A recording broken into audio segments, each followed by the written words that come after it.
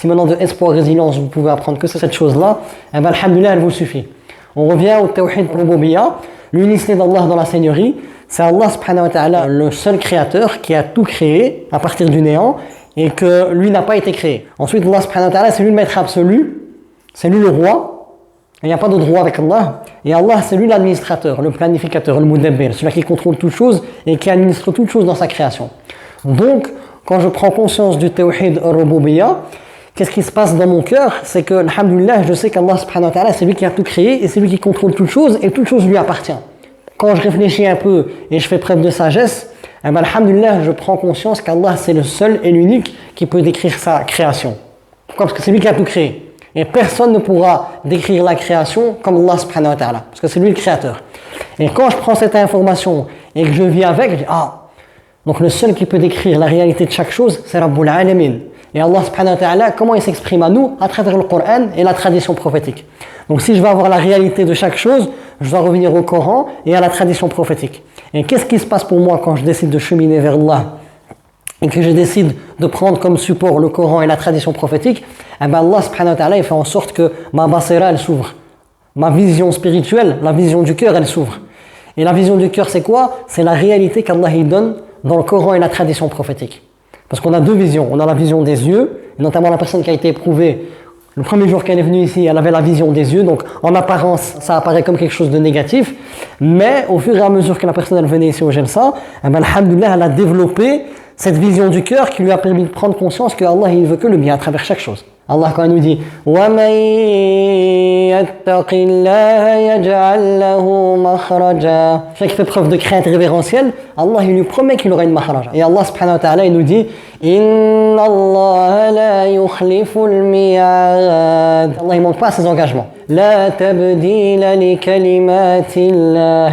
Il n'y a pas de changement dans les paroles d'Allah. Alhamdulillah, cette personne-là, elle est revenue vers Rabbi. Et alhamdulillah, quand on avance, on prend conscience qu'Allah subhanahu wa ta'ala donne la vraie réalité. Et j'atteste qu'Allah subhanahu wa ta'ala c'est la vérité, que c'est le seul et l'unique. Donc j'atteste que sa parole c'est la vérité. Je dois m'y accrocher fermement. Pourquoi? Pour ne pas me faire bluffer. Allah subhanahu wa ta'ala il te donne la réalité de la vie d'ici-bas. On a vu ensemble que cette vie d'ici-bas, la première caractéristique, c'était une vie de lutte. Allah il nous dit لَقَدْ خَلَقْنَا الْإِنسَانَ فِي كَبَدٍ. On a créé l'homme pour une vie de lutte. Pourquoi on a dit que c'était une vie de lutte? Parce que je dois lutter contre mon ego. Parce qu'Allah il dit قَدْ أَفْلَحَ مَنْ زَكَّاهَا وَقَدْ خَابَ مَنْ دَسَّاهَا. Allah quand il parle de l'âme, il dit a certes réussi celui-là qui se purifie et il a certes perdu celui-là qui délaisse son âme. Donc c'est une vie de lutte que je dois lutter contre moi-même. Parce que mon côté faux jour, mon côté mauvais, animal, il me pousse, il veut de la liberté, il ne veut pas être restreint par le cadre de Rabbi. Il veut juste consommer sans jamais s'arrêter, même dépasser toutes les limites. Je dois combattre mon côté faux jour et je dois nourrir mon côté taqwa avec des bonnes œuvres. Donc ça demande la force, de la patience. C'est une vie de lutte parce que je dois lutter contre mon ego, je dois lutter contre les épreuves de la vie parce que c'est difficile. Je dois lutter aussi contre le shaitan. Et on revient à notre père Adam et à notre mère Hawa quand ils étaient au paradis et qu'Allah subhanahu wa ta'ala il les a mis en garde contre le shaitan. Et Allah il leur a interdit un seul arbre sur tous les arbres du paradis. Et Shaitan, à travers les waswas, il travaille notre père Adam et notre mère Hawa pour les faire tomber dans le péché. Et qu'est-ce qu'il a utilisé? La projection. Si tu manges de cet arbre-là, tu seras parmi les éternels. Et tu seras parmi les anges. Et tu vas rester au paradis éternellement. Et puis il leur a juré par Allah. Et Adam alayhi salam, il ne savait pas qu'on pouvait mentir en jurant sur Allah. Et puis lui et son épouse, ils ont mangé de l'arbre.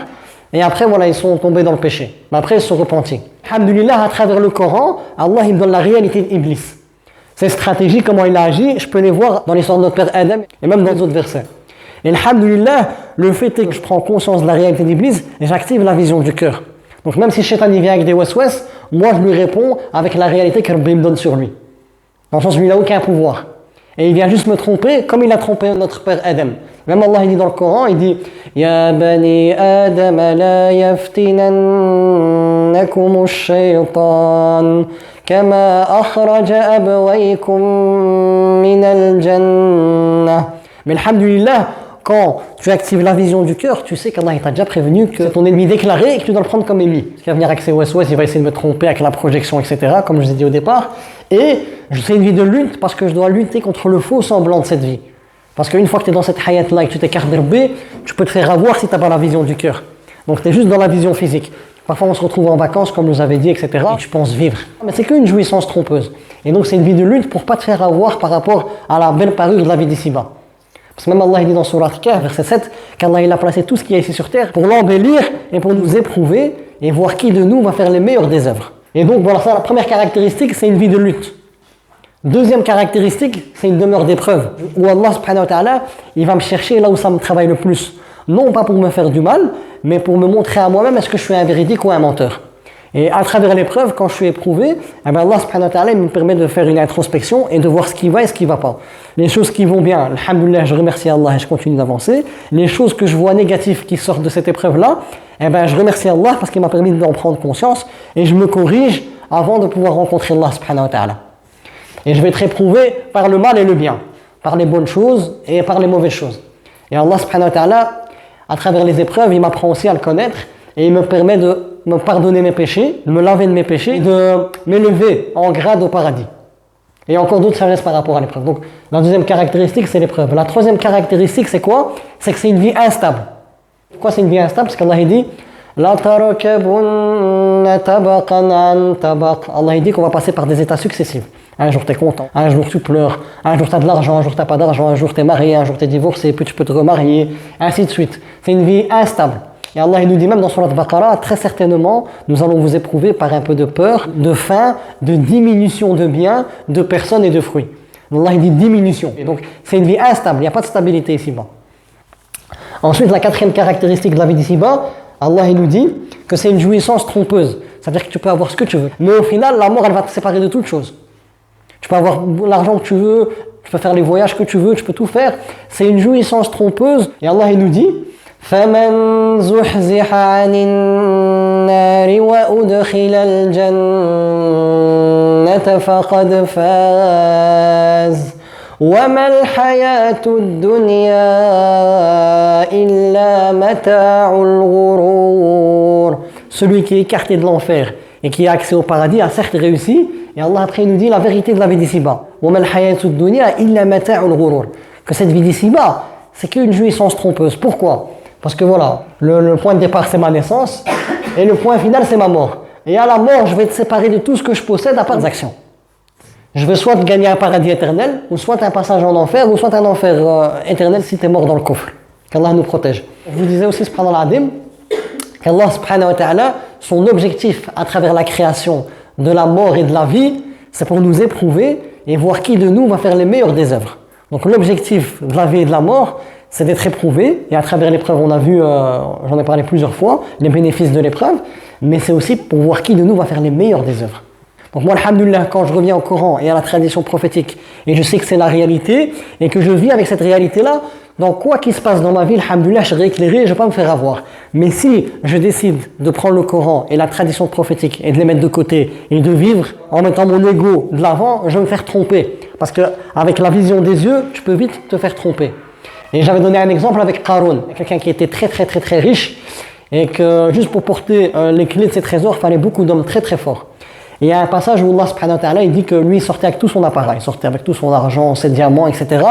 Et ceux qui n'avaient pas la science, c'est-à-dire la réalité qu'Allah il donne dans les livres divins, et là notamment il était avec Moussa alayhi salam, ceux qui ne sont pas restés avec Moussa alayhi salam et qui n'ont pas appris de lui, eh ben, ils sont vite fait berner.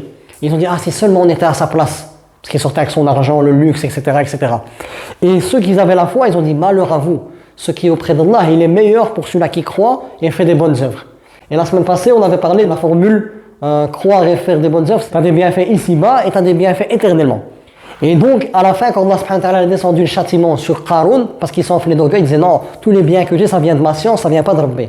Et Allah, il a descendu sur lui le châtiment. Ceux qui voulaient être à sa place, qui n'avaient pas la science, qui n'avaient pas la vision du cœur, eh bien, ils ont dit, ah, heureusement qu'on n'a pas été à sa place. Hein. Allah, il nous a favorisés. Donc c'est pour ça que je reviens avec cette vision, la vision physique où je peux me faire tromper par le faux semblant de cette vie, et la vision spirituelle, al-basira, qui est la vision qu'Allah te propose dans le Coran et la tradition prophétique qui te permet de voir la réalité des choses.